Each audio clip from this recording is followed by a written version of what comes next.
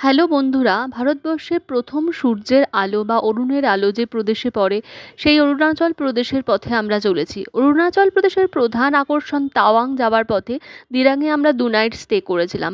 দিরাং একটা ছোট্ট শহর এবং এত সৌন্দর্য, দিরাং যাওয়ার যে উচ্চ গিরিপথ তার চারপাশের সৌন্দর্যই আপনাদের প্রভাবিত করবে। কারু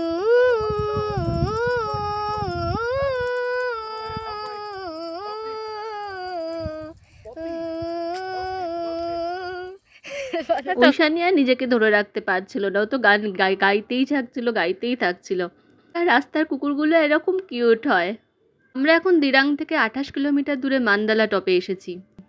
এটি অরুণাচল প্রদেশের একটি গুরুত্বপূর্ণ বৌদ্ধ তীর্থস্থান। সংস্কৃত ভাষায় মান্ডাল অর্থ বৃত্ত। এই বৃত্তের চারদিকে ক্লকওয়াইজ ঘুরলে আপনাদের মন শান্ত হবে।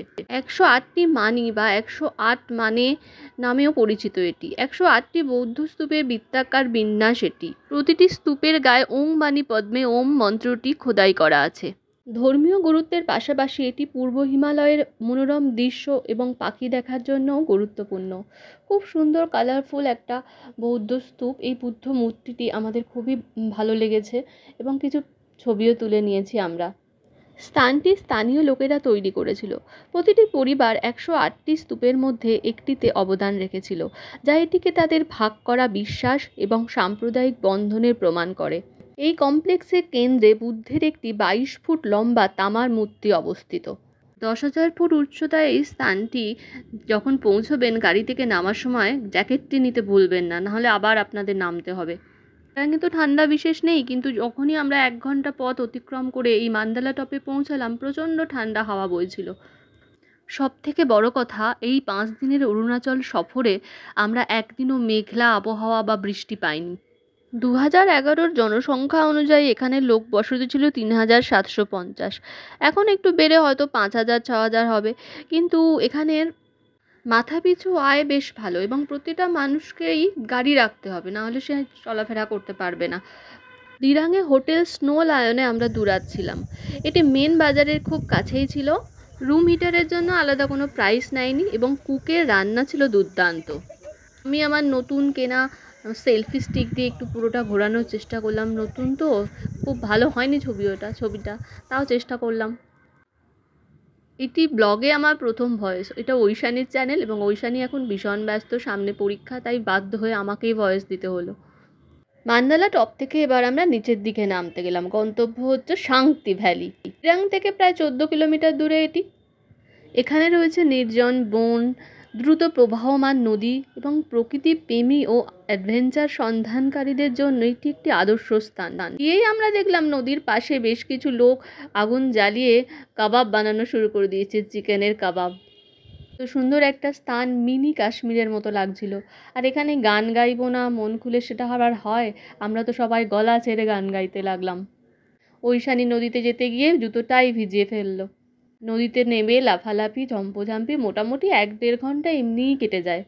যতটা সম্ভব ক্যামেরায় আপনাদের ছবিগুলো দেখানোর চেষ্টা করলাম। একটি ঘন বন এবং শাংতি নদী দ্বারা চিহ্নিত। এখানে বিভিন্ন ফলের গাছ আছে আর কালো গলার সারস পাখির জন্য বিখ্যাত, যদিও বা আমরা দেখতে পাইনি ওখানে। এরপর আমাদের বাহনে করে আমরা চলে এলাম দিরাঙের প্রধান মঠ থুপসুক ধাগড়ে লিং গোম্পা, যেটি সম্প্রতি নির্মিত হয়েছে 2016 সালে। 2017 সালে দলাই লামা এটি প্রবৃত্ত করেছিলেন।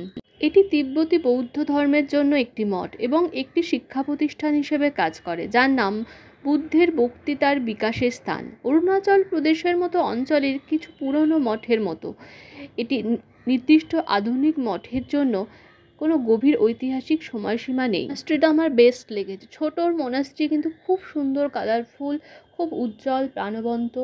দেখুন এখানে অনেক ছবি তুলেছি আমি ঐশানী মিলে।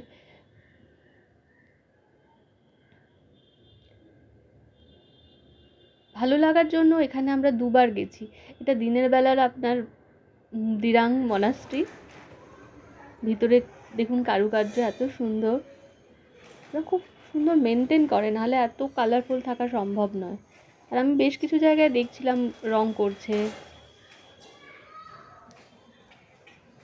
মনাস্ট্রির ভিতরটা এত নীরবতা, এত শান্তি, যে মনে হবে আপনার বসে থাকি ঘন্টার পর ঘন্টা।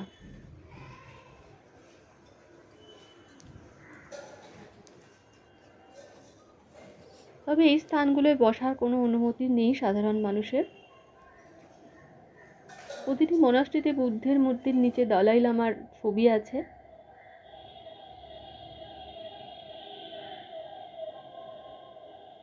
আমরা বাইরে বেরিয়ে যে সামনে বড় মাঠ আছে সেখানে বেশ কিছু সেলফি নিয়ে নিলাম। ওইখানে বেশ কিছু গানও গেয়েছে এখানে।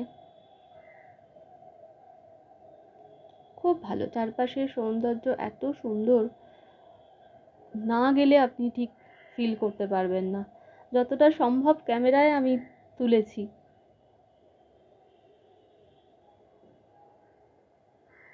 এটা আমার বেস্ট লেগেছে। এই আমাদের বাহন, আমাদের গাড়ি।